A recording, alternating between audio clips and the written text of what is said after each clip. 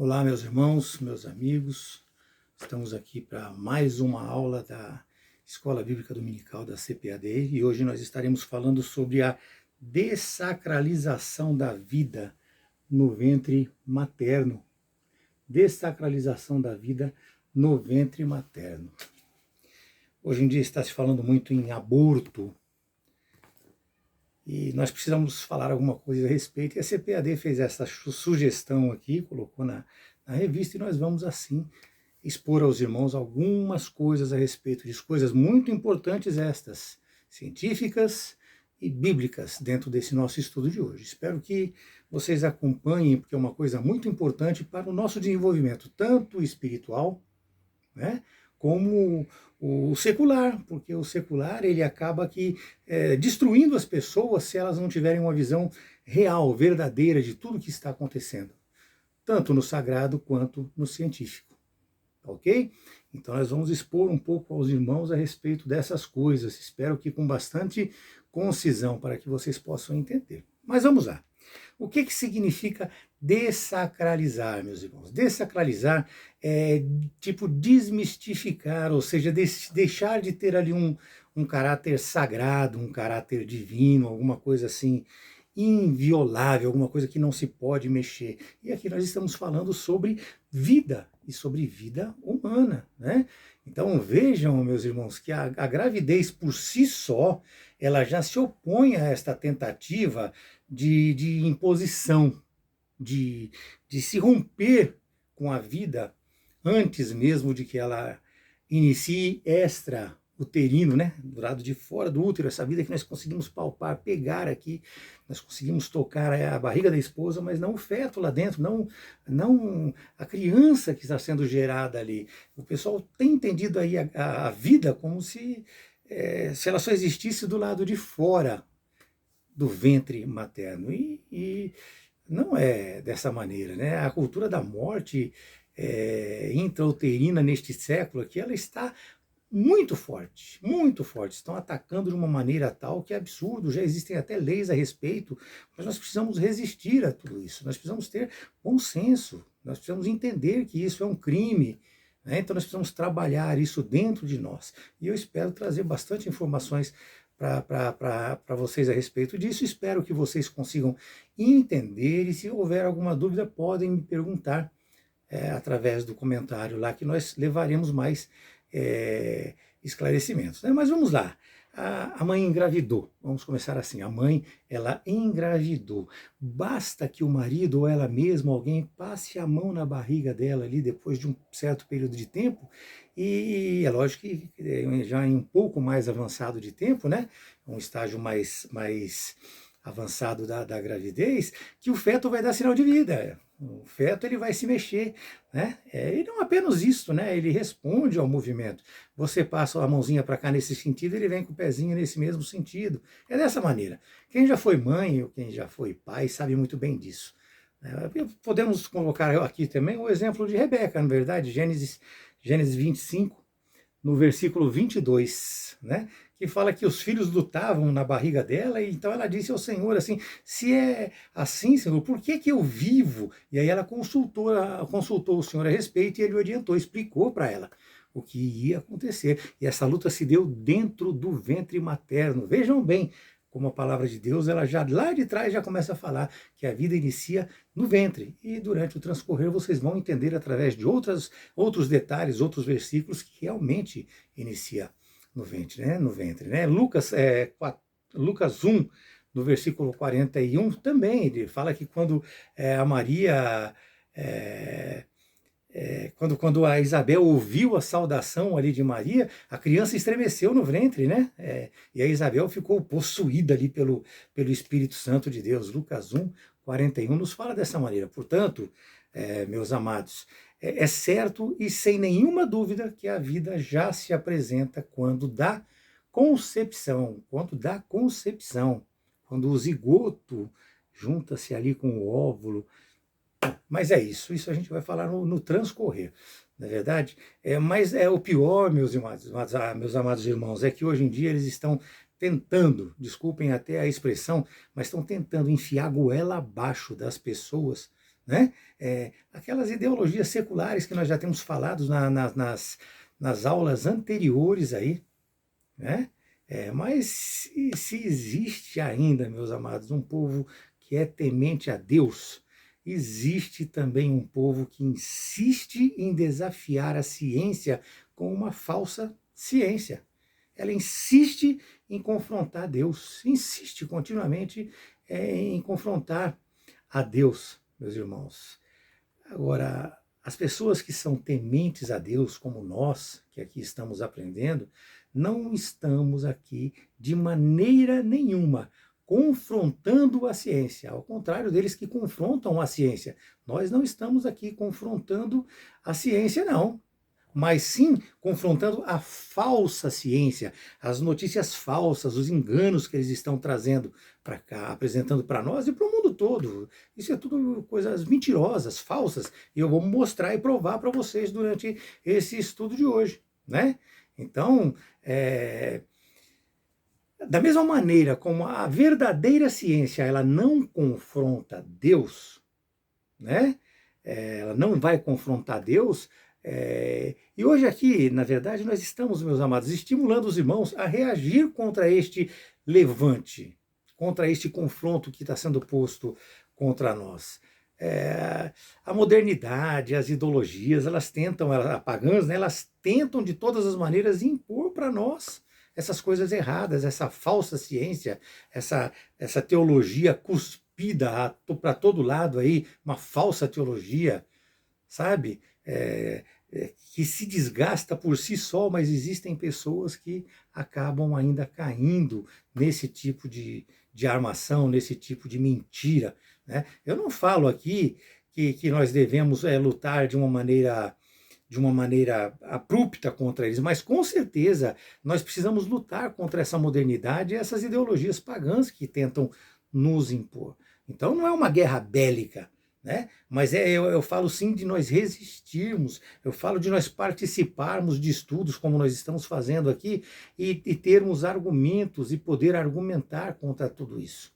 Ou seja, é mudar o que já está posto e o que já ainda está sendo colocado aí para enganar as pessoas. Porque além da oposição externa que nós sofremos, que são das pessoas que não são da igreja, nós temos também em nosso meio muitas pessoas que se dizem cristãs e estão comprando essa ideologia, comprando essas ideias.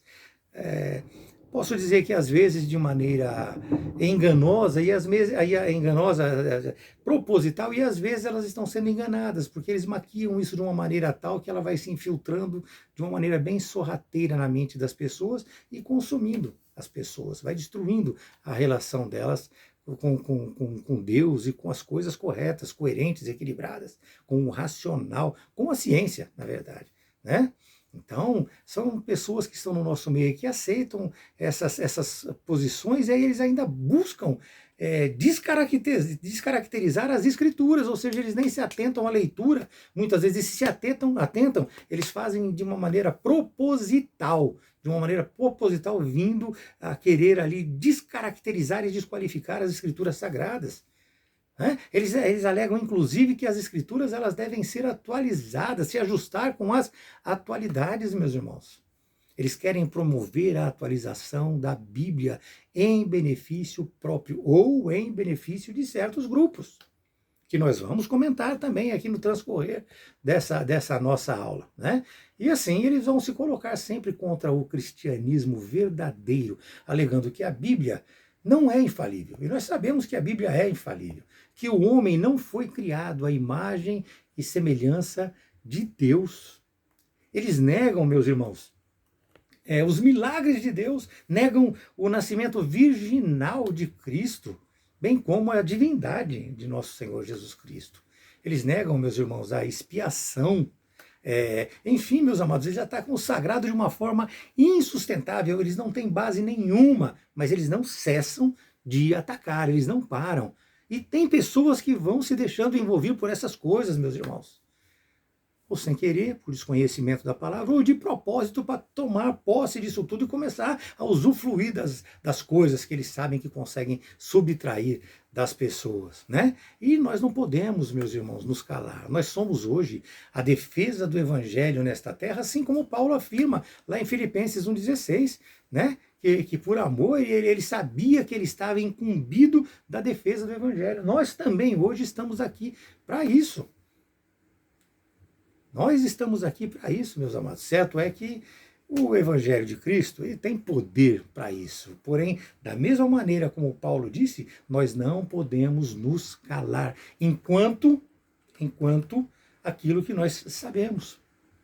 Não podemos nos calar. Se nós sabemos, nós precisamos falar. Nós não podemos jamais atacar pessoas. Nós não podemos jamais fazer diferenciação. Mas nós podemos sim lutar contra as ideias, contra as filosofias, contra esses pensamentos aí apresentados, que eles apresentam pensamentos contra as verdades divinas. Nós podemos sim refutar isso tudo. Basta nós termos conhecimento, estudar e participar de estudos, aprender para poder entender e assim poder refutar. Nós continuamos, né, nesta aula de hoje a abordar as ideologias progressistas, que já há 3 lições nós estamos estudando sobre elas e cada dia falando algum assunto diferente, complementando. Então elas vão complementando o que nós aprendemos com relação a elas para poder o quê? Combatê-las. E hoje nós estaremos falando aqui sobre a cultura da morte, onde se afirma que o ser humano tem autonomia sobre a vida de outro ser humano, afrontando assim a soberania de Deus, meus irmãos. E não é desta maneira. O pior de tudo quem luta para destruir o ser humano que vai nascer é aquele ser humano que nasceu. É aquele ser humano que nasceu. Então ele nasceu, bom, eu já nasci, então agora tudo bem. O restante não precisa mais nascer. Eles alegam e assim eles vão tirando o poder dos outros seres humanos de nascer. As crianças que não nasceram não podem mais nascer. Pior ainda, né? Nós falamos de seres humanos ainda indefesos. Seres humanos que não têm como se defender, são covardes, são assassinos. Nós precisamos sim nos opor a isso, porque muitos estão apresentando isso na igreja, como teologia liberal. Ela vem aos poucos, como nós falamos, né? Nas aulas passadas, ela vem comendo pela beirada, ela vem infiltrando informações tão sutis que o ser humano daqui a pouquinho está abraçando uma causa sem sequer conhecer a fundo esta causa. Então entendam, meus irmãos, a ciência facilmente vai somar a verdadeira palavra de Deus, desde que livre de inverdades. Então a ciência verdadeira, ela soma a palavra de Deus, aquilo que é apresentado a nós. Mas nós podemos e vamos ver um pouco mais disso, né? Biologicamente, meus irmãos, falando, a ciência, ou seja, a vida, ela é contínua desde a concepção. Biologicamente falando, estamos falando aqui de ciência. Portanto, a vida não começa quando a criança nasce, e sim quando ela é gerada. De acordo com a bioética do início da vida, no 14º dia após a relação sexual, o embrião ele se implanta e ele se firma, já estabelecendo ali uma boa probabilidade da certeza de uma gravidez. Que muitas vezes não é numa primeira relação, numa segunda relação, numa terceira, mas a partir do 4º dia ele já está se fixando ali e implantada a gravidez. Okay? Então vejam que a ciência, na verdade, ela traz o quê? Subsídio científico que corrobora para aquilo que apresenta a Escritura Sagrada. Então ela subsidia, ela traz base para aquilo que está escrito há 6.000 anos atrás, 5.000 anos, 15.000 anos, como você queira. Existem estudos que o mundo foi criado há muito tempo atrás, outros um pouco menos. Vamos deixar na sua mente para você pensar. Então, desde a criação do mundo, é esta a apresentação que a Bíblia Sagrada nos faz. Mas vamos lá, o texto sugerido hoje, ele está em Lucas 1, de 26 a 36, de 26 a 33 e 39, Lucas de 26 a 33, mais o 39, do 39 ao 45, ok? Mais do 39 ao 45. Então, nós não vamos fazer a leitura, porque senão vai denotar muito tempo, e nós não dispomos de todo esse tempo aqui na internet, né? Nós vemos, meus amados, claramente ali que o anjo Gabriel, no 6º mês da gravidez de Isabel, ele fez a promessa de que Maria seria a mãe do Salvador. Vamos prestando bastante atenção disso, né?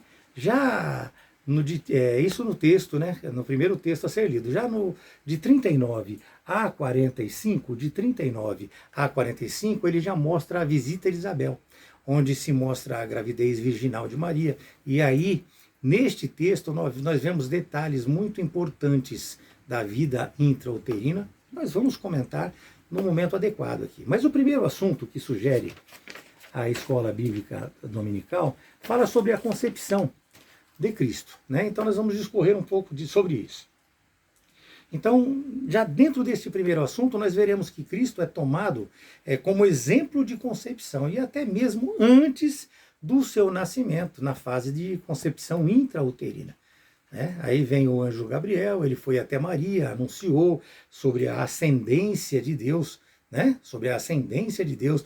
José, seu pai, é da casa de Davi. Veja que Jesus, a rigor, não é filho de José. Nós precisamos entender isso. A rigor, não é filho de José.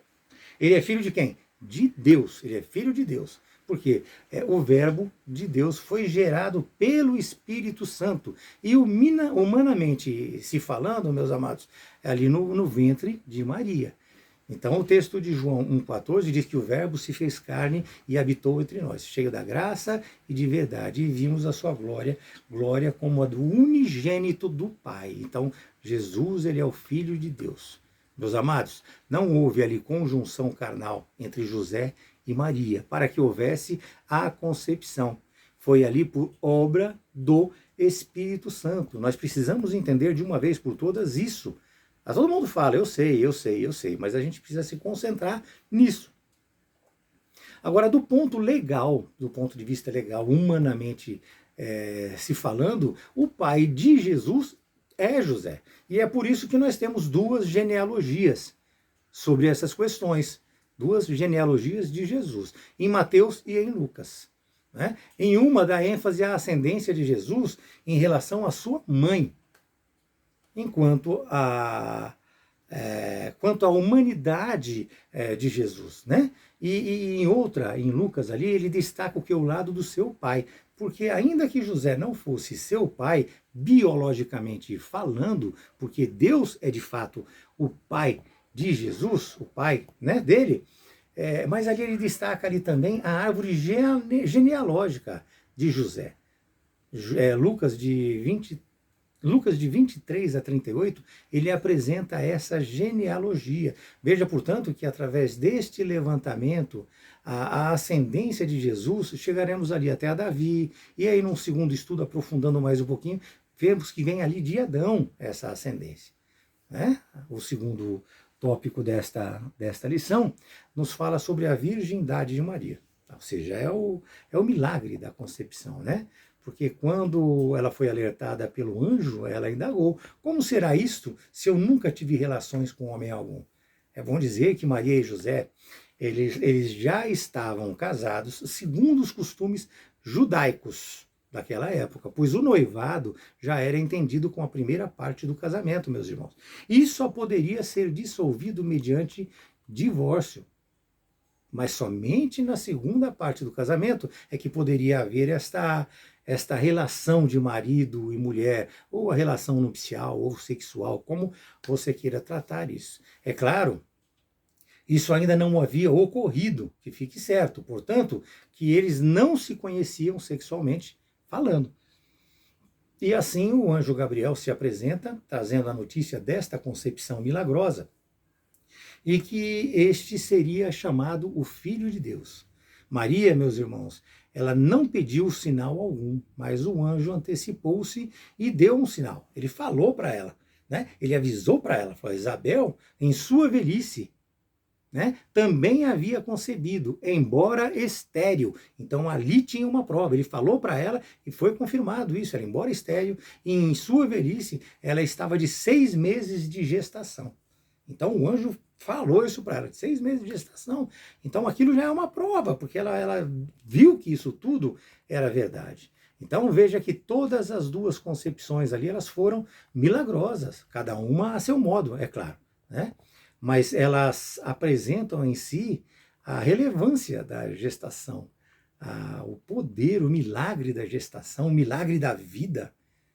O milagre da vida. Antigamente, quando a Rede Globo não era tão poluída, né, ela falava muito do milagre da vida. Hoje em dia não se fala em milagre ali por nada. Por nada. Não estou criticando a Rede Globo, estou colocando como exemplo, porque começava o Fantástico, eles colocavam ali, falavam, pelo menos falavam a palavra milagre, fora de contexto, mas falavam, né? Então, essas gravidez, essas duas gravidez, ambas, elas traziam em si o que? Uma relevância muito grande. E ali se ressalta a sacralidade da vida no ventre materno, meus irmãos. Ali a gente vê e entende que é sagrada a maternidade, desde o ventre uterino. Eclesiastes 11:5, né? Diz que assim como nós não sabemos o caminho do vento, né, nem como se formam os ossos no ventre de uma mulher grávida, assim também nós não sabemos as obras de Deus que faz por todas as coisas. Né? Então é assim, isso é tudo coisa de Deus. Como é que se faz? Como é que se dá a calcificação no ventre? Como é que é isso? Como é que é aquilo? É com Deus, é uma obra de Deus, é Ele quem faz. Não existe outra coisa para explicar isso. Né? Então vejam, meus irmãos, nós não temos o direito de interrompê-la. Não temos o direito de interromper esta gestação. Principalmente de propósito, como estão fazendo hoje, legalmente até. Até mesmo legalmente, meus irmãos. Não é assassinato apenas após o nascimento, mas sim durante a gestação também. É um crime, é assassinato. Não matarás. É desde o primeiro momento, desde a fecundação. A partir dali é assassinato. Vejam que no encontro das duas, ali Isabel e Maria, houve um alvoroço no ventre de Isabel, e esta reconheceu que ali estava a mãe do Senhor de todos nós. A mãe do Senhor de todos nós. Vamos um pouquinho aqui, a cultura inútil, não é tão inútil, mas é um conhecimento a mais que eu acrescento para vocês. O dia de São João ele é comemorado pela Igreja Católica no dia 24 de junho, ou seja, 6 meses antes de 24 de dezembro, que foi quando foi conformada, ou seja, convencionada, o dia 24 de dezembro como o dia de nascimento de Jesus. Então, exatamente 6 meses antes, né? Ou 6 meses depois, 6 meses antes, João Batista, 6 meses depois, Jesus Cristo, né? Então é dessa maneira que é feita as coisas. Ou seja, nós não temos uma verdadeira data do nascimento de Jesus, mas Deus decidiu-se ali comemorar no dia 24 de dezembro, exatamente 6 meses depois, né? O segundo assunto do nosso estudo de hoje, ele quer falar um pouco sobre a cultura da morte. Sobre a cultura da morte, meus irmãos. O projeto ideológico, a cultura da morte, o projeto ideológico. Então, eles alegam, eles trazem a alegação de que do termo livre-arbítrio. Pronto, o termo livre-arbítrio, ou seja, a autonomia para escolher. Eles tentam neutralizar os ensinos bíblicos e até mesmo a verdade da ciência que eu já falei para os irmãos aqui. Ou seja, eles minimizam o peso do pecado, facilitando assim pela aceitação social. São práticas abomináveis à palavra de Deus, mas o social aceita, corrobora, enlarguece o caminho. Ou seja, a punição é mais abrandada. Hoje em dia fica mais penoso, você é punido mais por chutar um cachorro do que por você cometer um crime. Então eles estão invertendo as coisas. Não que o cachorro possa ser chutado, mas inversão. Eles estão invertendo tudo. Você não pode chutar o cachorro, mas você pode matar uma pessoa. A pena é totalmente discrepante. Nós vemos aí traficantes hoje sendo colocados na rua já condenados. Bens de traficantes sendo devolvidos depois de 8, 10 anos de cadeia, sendo devolvidos. Então estão invertendo tudo, estão abrandando todas essas coisas. Né? E isso, meus amados, eles estão preparando, é um conjunto de ideias progressistas que nós já vemos aqui estudando, né? Porque de progresso mesmo, nada apresentam, trazem apenas maus costumes e libertinagens. É dessa maneira. Eles tentam repaginar e relativizar o entendimento do pecado, confrontando assim as escrituras sagradas e o próprio Deus, confrontando de uma maneira muito enfática, né? Esta cultura da morte é um conjunto de ideias que visa modificar o conceito da vida. Modificar o conceito da vida, meus amados. É dessa maneira. É triste, meus irmãos.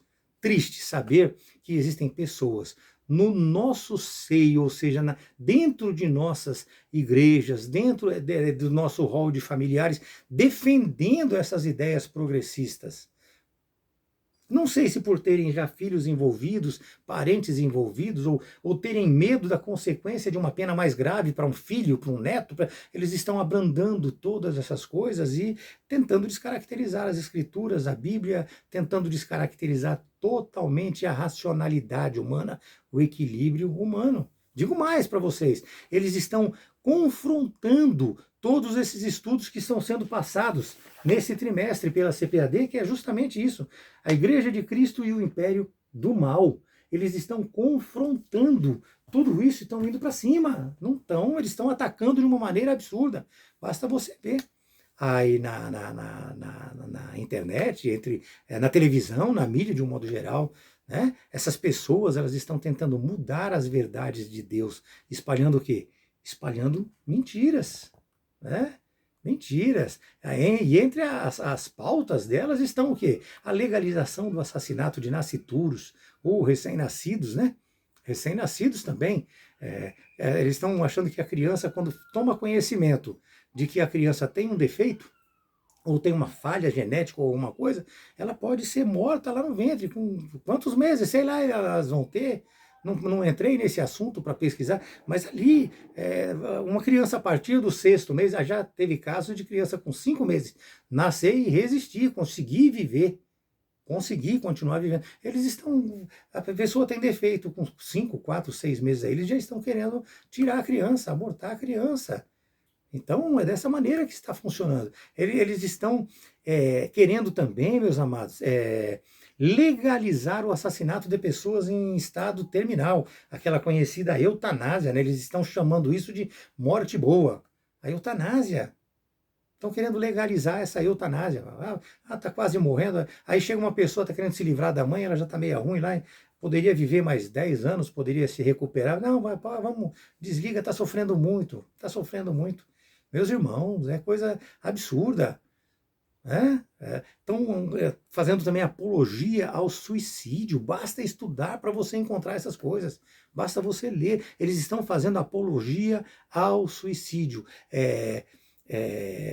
Você é dono de você, você faz o que você quer com você. Não é pecado. Não tem problema não. Deus é o segundo plano. Né? E outra coisa que vocês precisam entender também, que eles vêm devagarzinho querendo mudar as coisas. Eles estão querendo fazer também o quê? O controle de natalidade. O controle de natalidade. Mas isso aqui eu quero comentar um pouco mais. Né? Vejam que a ordem que nós recebemos de Deus em Gênesis 9:7 é: sede fecundos e multiplicai-vos, povoai a terra e multiplicai-vos nela. Meus irmãos, a China tem uma população de 1.411.750.000 habitantes, sendo este o país mais populoso do mundo. Mais populoso do mundo. E preocupados com isso, eles implantaram o quê? A política do filho único, em 1980.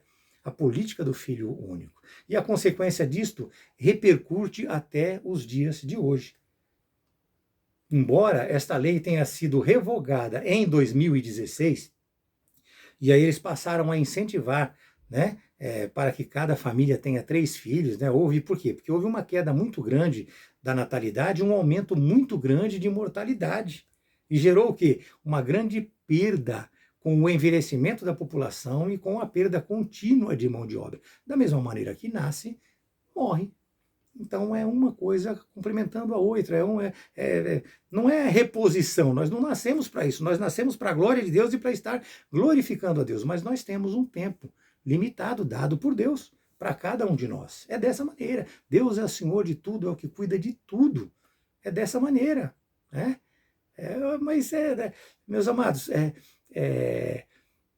houve perda de mão de obra. Não adianta querer me alongar muito nesse exemplo, mas mais uma vez, fica claro que Deus tem o controle de tudo e que quando o homem tenta ali tomar este controle, meus irmãos, ele se perde em si mesmo, ele acaba se destruindo. Eu não estou aqui tentando te levar a ter um número exagerado de filhos, longe de mim, porque eu não tive, não tenho, mas nós precisamos tê-lo dentro das nossas posses, dentro das nossas condições, com equilíbrio, com racionalidade, né? Mas voltando à revista, para a gente não se alongar muito, as estratégias desses ideologistas são muitas, e eu vou enumerar algumas para vocês. Eles impõem essa agenda de controle de natalidade, essa agenda toda de aborto e tudo mais, de assassinato de nascituros, eles impõem isso, inclusive através de leis internacionais, ou seja, é uma agenda globalista que trata dessas coisas. Estimular o aborto de seres humanos com má formação no útero, como eu já falei para vocês, depreciar a maternidade, até mesmo empoderando as mulheres, como está acontecendo hoje, matando assim o desejo de muitas delas de ser mães. Associar ali o assassinato de seres não nascidos a questões de saúde pública, atestando que este é um direito que ela tem sobre o seu próprio corpo. Meus irmãos, é absurdo esta relação. É absurdo essa relação. E isso tudo, meus irmãos, vem através do quê? De instituições não governamentais, vem através de organizações não governamentais, vem através de empresas, meus amados, muito grandes, através de milionários que patrocinam isso tudo. Por quê? Porque eles querem impor estas ideologias a todo custo. Nós falamos sobre os Illuminati, sobre o iluminismo na aula passada, meus irmãos, né? Nós vemos também instituições cinematográficas, nós vemos vários filmes e desenhos aí retocando e mostrando discretamente o quão perfeita seria este absurdo, o quão isso valeria a pena, a mulher seria mais livre, teria mais liberdade, dessa maneira que está sendo colocado sobre nós. É dessa maneira. Então nós precisamos, meus irmãos, estar verdadeiramente atentos a tudo isso, né? Eles usam ali como base a premissa de que nós temos o direito sobre o nosso corpo. É nós que mandamos no nosso corpo. É dessa maneira. Ou seja, meu corpo, minhas regras. Mas entenda que sempre existe um limite, meus irmãos. Nós temos que saber e reconhecer esse limite. Será que isto nos dá o direito de assassinar seres humanos não nascidos? Não nascidos? Ou nascidos, menos ainda, mas não nascidos, que é o texto que nós estamos falando sobre ele hoje. Nascidos, menos ainda, mas não nascidos, também eles estão ali, as pessoas fazem e se sentem inocentes pelas informações erradas e enganosas que eles estão passando, né? Nós não podemos esquecer que decisões decidem destinos. Você é responsável pelo que você faz, tanto diante de Deus quanto diante dos homens, e depois diante de você. Aquele remorso, aquela coisa fica te corroendo por dentro, aí você vai ficar com aquilo na sua cabeça pelo resto da sua vida. Você vai ficar se culpando, ou você vai se sentir bem com aquilo. Não vai ter recuperação se você se sentir bem com aquilo. Não vai ter recuperação. Você se sentindo mal, você se arrependendo, se colocando aos pés de Jesus, eu tenho certeza que Ele vai te resgatar, Ele vai te tratar. Agora, se você se sentir bem com aquilo, esquecer, como se você não tivesse feito nada, meus irmãos, esquece, né? Esquece. Pouco se precisa pensar, porque o nascituro, ele é outro ser humano, você não vai estar se atingindo, você não está mexendo com você. Meu corpo, minhas decisões. Não! Um feto dentro de você, ele faz parte do seu corpo enquanto ele está ali dentro, sendo abastecido pelo seu corpo, mas ele não é parte do seu corpo. Daqui a pouquinho ele vai ser exposto e ele vai ser uma pessoa totalmente separada. Você é apenas um órgão gerador. Você é apenas um órgão gerador. Você precisa entender isso. Você está ali para aquela criança nascer. Aquela criança, ela não te pertence. Deus usou o quê? O seu corpo para poder criar um ser humano igual a você. Mas você precisa entender que ele não é você. Ele não é você. Isto é a decretação da pena de morte de um indivíduo. É isso que nós fazemos quando cometemos esses erros, quando nós nos permitimos enganar. Todos nós sabemos que existe o aborto não provocado. É claro, todos nós sabemos disso. Esse não tem culpa, esse não tem pecado, mas quando este é praticado de forma voluntária, é sim homicídio. Êxodo 20:13, não matarás. Êxodo 20:13, não matarás. E você vai estar matando, além do fator crueldade, né, meus irmãos? Porque os métodos usados são bizarros, eu estudei um pouco a respeito dele. São queimaduras, esmagamento, sufocamento, mutilação. E isso é feito em seres vivos, irmãos, que sentem dor, que sofrem como nós. É dessa maneira que eles fazem isso. Lembre-se que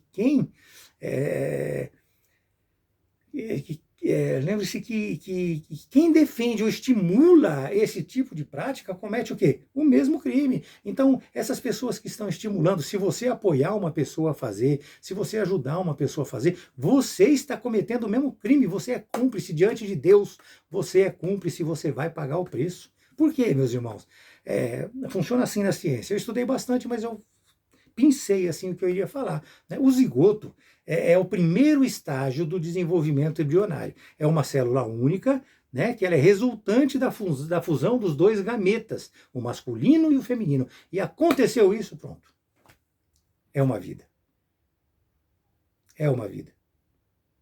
É desta maneira que eu penso, é desta maneira que eu entendo. Outras pessoas podem pensar diferente. Eu estudei muito sobre esse pequeno pedacinho para falar com vocês, né? Que o zigoto é o primeiro estágio daquele desenvolvimento embrionário que nós temos, a célula masculina e a célula feminina ali em fusão. Aconteceu aquilo, virou um ovinho, é um óvulo. Óvulo é um ovinho, virou aquele ovinho.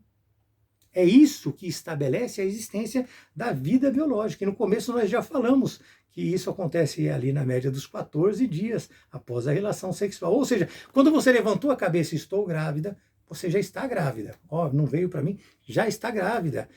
Dessa maneira, eu estou sendo bem claro e falando aqui de uma maneira bem clara para vocês.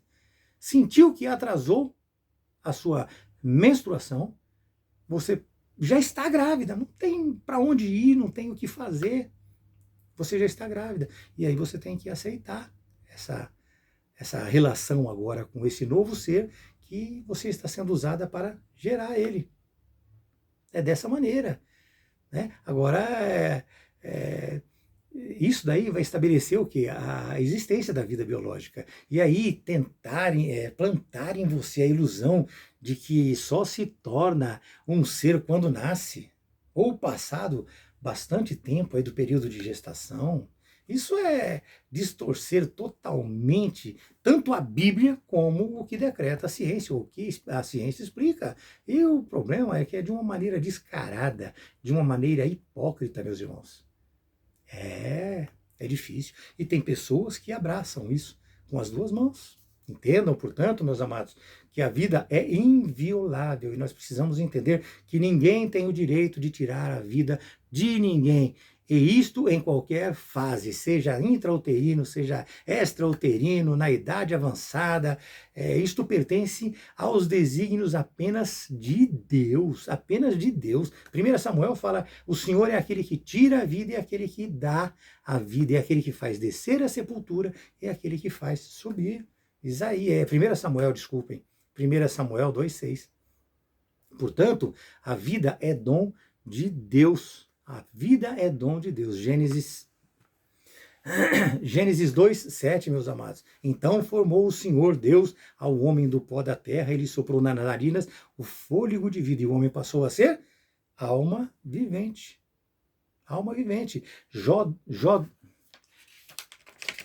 Jó 12:10, meus amados, também, na sua mão está a alma de todo ser vivente e o espírito de todo gênero humano. Olha, e o espírito de todo gênero humano. Isso entre tantos outros versículos que nós poderíamos falar, mas eu não conseguiria jamais guardar todos eles aqui para poder falar para vocês e nem a pesquisar aqui na mesma hora, como às vezes eu faço em alguns escritos que eu coloquei aqui. É dessa maneira. É dessa maneira. E assim nós entendemos que a mãe, meus irmãos, ela é apenas o meio pelo qual humanamente Deus traz a vida ao ser humano. É a maneira como ele se utiliza para dar a vida ao ser humano. E ela não é a dona dele. Nós precisamos entender isso, nós não somos donos de ninguém.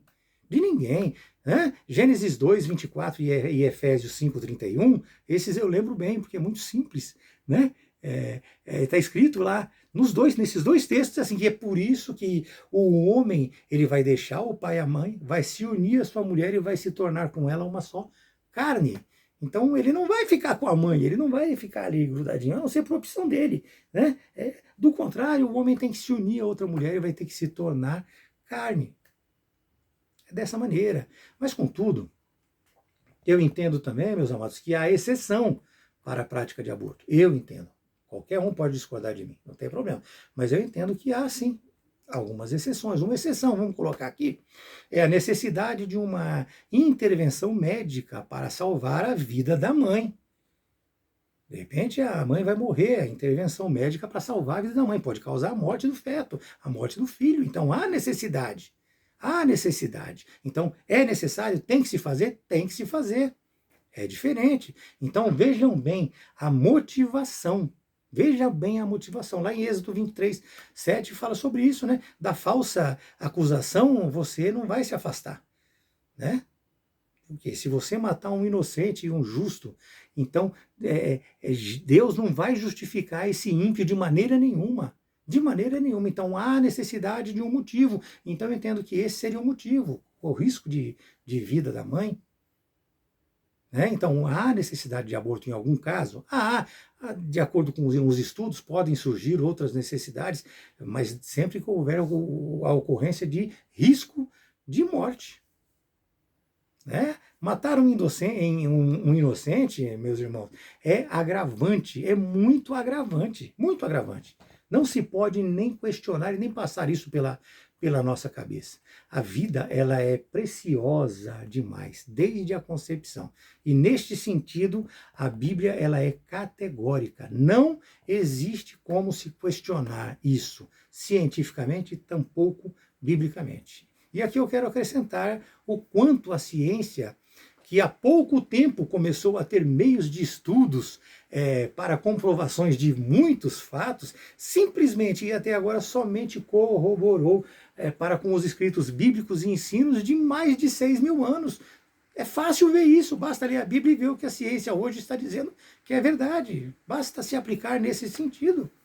Né? Êxodo 21, no versículo 22 e 23, diz que se homens brigarem e ferirem uma mulher grávida e forem a causa de que ela aborte, né, dará ali vida por vida. Se ela abortar se ela tiver uma luta sem maior dano, alguma coisa sem maior dano, serão obrigados a pagar ali, indenizar, segundo o que exigiram o marido dela e ela. Agora, se houver desculpem, exigir os juízes no julgamento, mas por exigência do marido dela, né? Mas se por um acaso houver um dano grave, aí então vai ser vida por vida. Olha só, é vida por vida. Jó 31:15, aquele que me formou no ventre materno, não os fez também a eles? Ou não é o mesmo que nos formou na madre? Meus amados, é dessa maneira que a palavra de Deus nos fala. No Salmo 139, versículo de 13 e 16 também, Davi ele fala que os olhos de Deus o viram ainda sem formação, no ventre da sua mãe. Salmo 139, no versículo 13 a 16, ele fala, os olhos de Deus viram ele sem formação nenhuma no ventre da mãe dele. Meus amados, São de fato vários versículos, eu falei alguns aqui que eu lembrei aqui de momento e outros que eu tinha deixado anotado aqui, mas são muitos, afirmando que a vida já existe no ventre materno. Né? Mas para deixar isso claro, vocês vejam, eu vou repetir alguma coisa que nós já inclusive lemos aqui, eu vou repetir para os irmãos. Um ovo, eu estou procurando como falar aqui, um ovo informe, que não estava ali, ele ainda não era um feto, não estava formado, mas um ovo informe, de 4 semanas, ele foi chamado de Senhor por Isabel naquele encontro. Enquanto um feto de 24 semanas, meus irmãos, ele foi cheio do Espírito Santo, e ele era João Batista. Deem uma lida lá, dá uma confirmada. Pega lá e lê Lucas 1, de 39 a 44, o encontro delas, a reação que teve Isabel, falando que o que estava no ventre dela era Deus, era o Senhor de todos nós. E a reação ali de João Batista, já com 6 meses de gravidez, no útero da mãe. Meus irmãos, como é que pode alguém falar que não há vida? Nós vemos aí coisas científicas, crianças aí com... Quando eu falo crianças é porque eu me perco nas palavras, mas assim, fetos aí a gente vê eles se mexendo, e não é reflexo não, a gente vê se mexendo, a gente vê eles ali, reagindo, você encosta, ele reage. Nós já vimos muitas maneiras de abortar, eles cortarem em pedaços para tirar com a...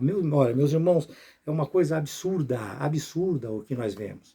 Né? Então a nossa posição como cristãos em relação a isto é o que? É a ortodoxia, ou seja, é a posição bíblica, que que é corroborada ali pela ciência. Né? Hoje também todo o aval científico vem e nos apoia nisso tudo, e não poderia ser diferente, né? Visto que a Bíblia ela é inerrante, como nós sempre falamos. Então a ciência só vem para corroborar nessas e em outras coisas. Eu não vi ainda nenhum fato assim que desconectou. A ciência não comprovou.